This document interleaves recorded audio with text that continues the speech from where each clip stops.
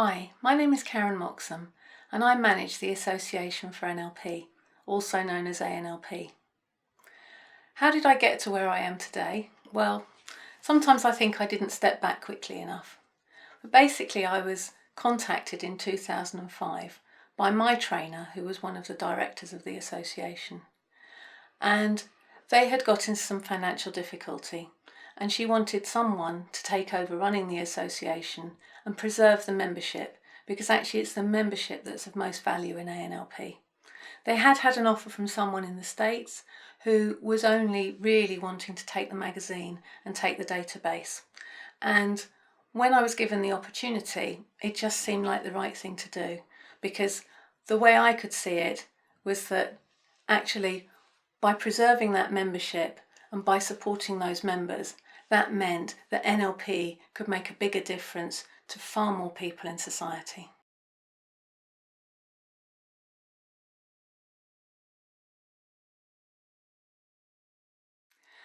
I think it's quite funny actually when people accuse ANLP of wanting to control trainers and practitioners.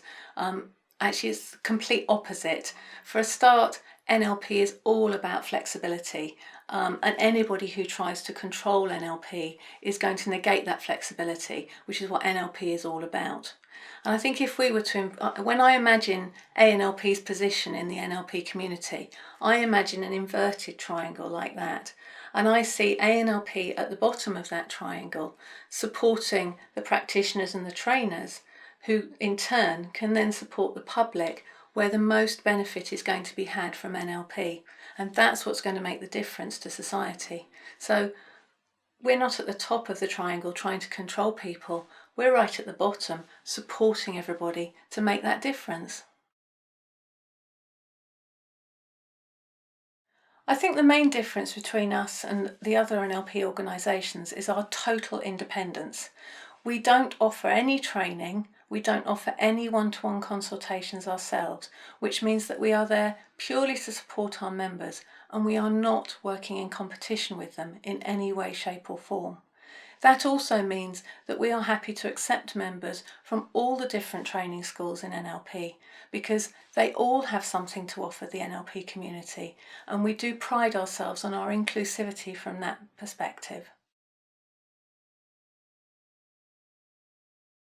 A CIC is a community interest company, and that's what makes us different from a normal limited company or a private business.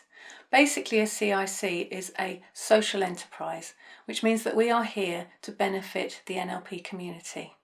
And we have to do that. We are regulated by the CIC regulator as well as Companies House, and they check every year to ensure that we are doing things to benefit the NLP community.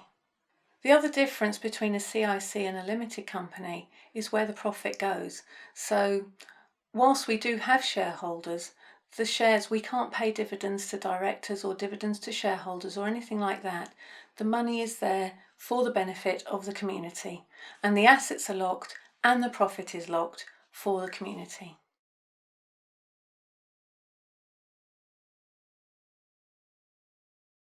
ANLP does actually have two aims and two sets of people that we talk to on a regular basis. The first is obviously our members, who we're there to support, and so obviously they benefit from our presence, there to support them, there to answer their questions, there to promote them to the second audience, which is the public. The public are the potential clients. The public are the people who are going to benefit from having NLP in their lives and helping them with the solution to their particular issue. So we do talk to both sets of people, and we do support both sets of people, both the public by giving them information, giving them advice, helping them to choose an NLP practitioner or trainer, and also the members. We also give them advice, give them support, and ensure that we can put them in front of the paying public. Specifically for our members, we're very aware that a lot of people who come into NLP because they want to make a difference. They may not have all the business acumen to start off with that they need in order to put together a professional business. And we stand for NLP professionals, so we are there to help and support our members in creating and building a professional and ethical business. The main reason we support research into NLP is so that we meet the presuppositions of NLP. It's about meeting people in their map of the world. We know that NLP works, and other people want to know that NLP works as well. And sometimes they want evidence for that, so that there is a supportive body of work to demonstrate how NLP works and why NLP works so well. If we want to become a profession, which we do, and we want to be recognised as professionals, then it's really important that we have that body of evidence to support what we know works. As for whether or not anybody can get involved, the answer is yes. If you're a practitioner or a trainer and you are measuring the interventions that you do, so you ask people beforehand, on a scale of 1 to 10, how is this? And then afterwards, on a scale of 1 to 10, how has this affected you?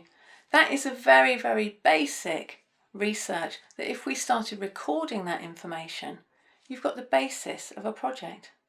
There's also people out there doing master's degrees in NLP now and doing research dissertations and even PhDs. So yes, there is the opportunity for anybody to get involved in NLP research.